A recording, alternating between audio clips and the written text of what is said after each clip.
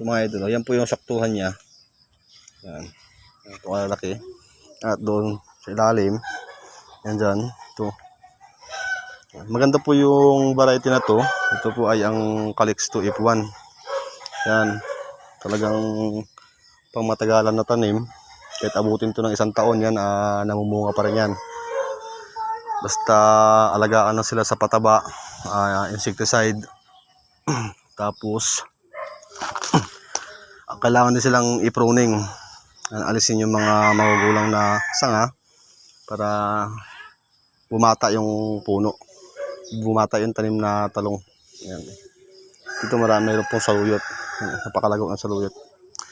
Ayan po mga idol, at bali sisimulan ko na po yung pagpipitas dahil mamaya-maya po ay darating na yung bibili ng talong.